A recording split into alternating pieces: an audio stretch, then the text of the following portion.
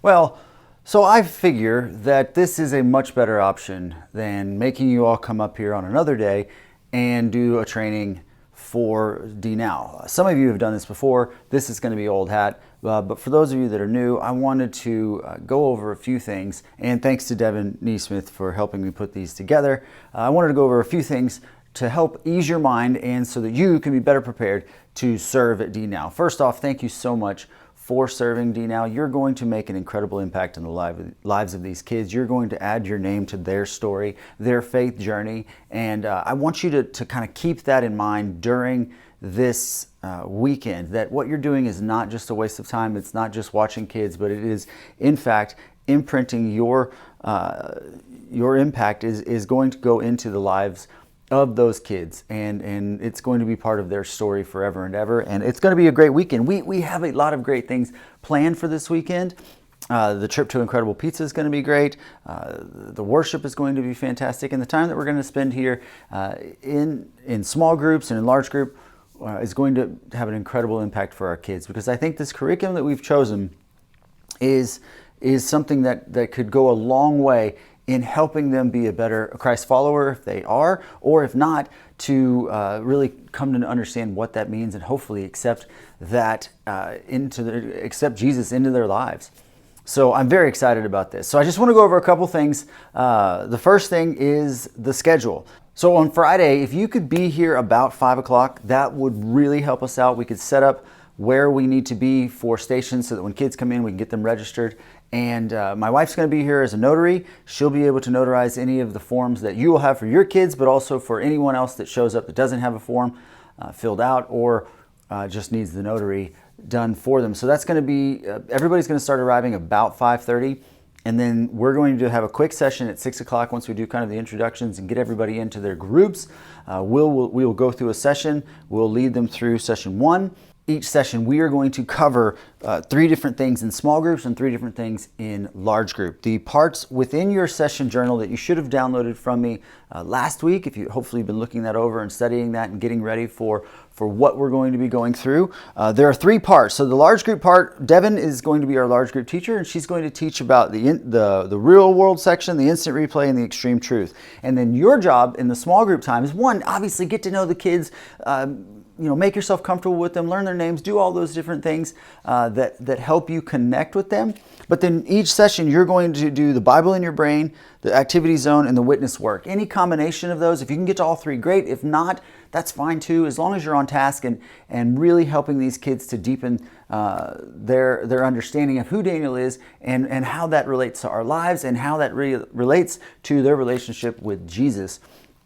If you will go through this and get ready for those 3 sessions, the Bible in your brain, activity zone, and witness work, and then let us know in a timely manner. If you could let us know by Wednesday, Thursday morning at the latest, we will try to gather all of the things that you need for your small group. We will have it all ready for you so that when it comes time, Friday and Saturday, you're prepared. You'll have all those things. You don't have to worry about gathering those things. Devin and I will put it all together. We're happy to do that. So that's your part. Bible in the brain, activity zone, witness work. That's the small group leaders part in teaching the small groups. And again, you're going to be in sessions 1, 3, and 4.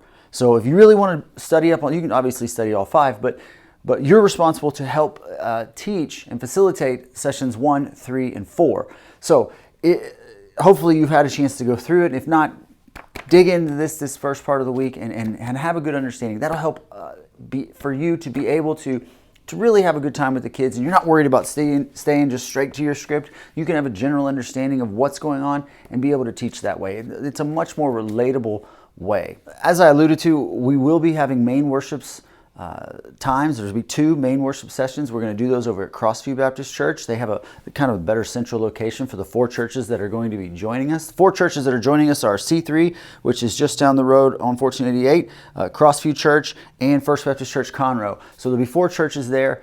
Everybody, this is important when we get to Incredible Pizza part, everybody's going to have a different shirt color, so that'll be super helpful. So we will go to those Friday night, and then after the worship session on Friday night, we're going to have a party. We will stay at that party until about 10 o'clock, maybe a little bit later. We'll see how it's going. But most likely we'll be packing up and leaving at 10 o'clock so that we can get back, so the kids can get picked up by their parents in a reasonable time. And then they will come back Saturday morning at 9 o'clock. And Saturday morning at 9 o'clock, we're going to have donuts, we're going to have cereal, we're going to have all the fun things that kids don't often get to have for breakfast.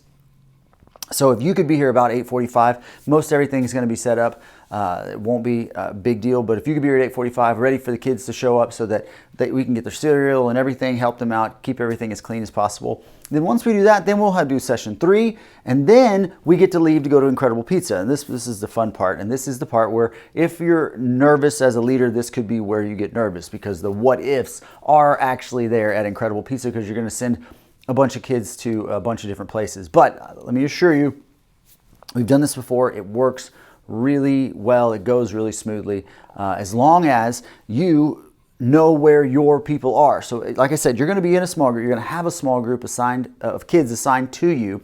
And all I need you to do is make sure that your kids stay in with a buddy system, so they're always walking around there with at least one other person. And then you know, every once in a while, just put some eyes on each one of your kids, however many there are. Put some eyes on them. Just make sure you can go, okay, I know where these guys are, and you have an understanding. You're going to get a game ticket too, so you'll be able to play games with the kids as well and have fun. I want you to be able to do that, but let's just make sure that we keep an eye on where those kids are, so that when it is time to go, which will be about 1 o'clock, you'll be able to round your kids up. We're going to meet back where we eat first, or right before we get on the bus, to make sure we got everybody, and then we'll start sending groups as they are completely together to the bus to get on to get ready to go. In the past, it switches as to whether we get to play games first or eat, so we won't know until we actually get there. They will tell us when we get there. We'll all pull up in the bus, and we will go to a secondary entrance that's to the left of Incredible Pizza, and then they'll shuttle us into whatever room they have designated for our group, and they will let us know, okay, from this time to this time you're eating, and from this time to this time you're in the game area. They're pretty flexible, but the truth is, once you they want you to eat first to help stagger the amount of kids that they're going to have in there. Obviously, it is a Saturday, which is a busy day for them. So they want to make sure that it works as efficiently as possible. They can keep enough pizza on the trays, all those different things. What you need to tell your kids is, once they swipe their card to play a game, they will then have 1 hour to play those games. So if a kid runs in, gets one slice of pizza, and then runs in the game room and swipes the thing, and then decides, you know what, I'm going to get some more pizza. He comes back out, eats for another 20 minutes. Now he only has 40 minutes of game time left, and that's a bummer. So make sure they know, once they swipe their card, they've got an hour, and they can play as many of the non-ticketed games as they want, but they've only got an hour. It doesn't stop. It happens as soon as you swipe the first card. It'll start their time, and it'll go. Kids can bring cash if they want to add some money to their cards to play ticketed games. I think that does it. I think that hopefully answers most of the questions you have. If it doesn't answer the questions you have, let me know. Shoot me an email, send me a text. My number is 713-377-2910. If you don't have it, I think all of you do. But yeah, shoot me a text and ask me a question. I'd love to answer your questions. If you're worried about anything, if you're concerned, whatever it is. Yeah, that's it. So I really appreciate it. I look forward to seeing you on Friday. I hope you have a great week, and this is going to be a great event.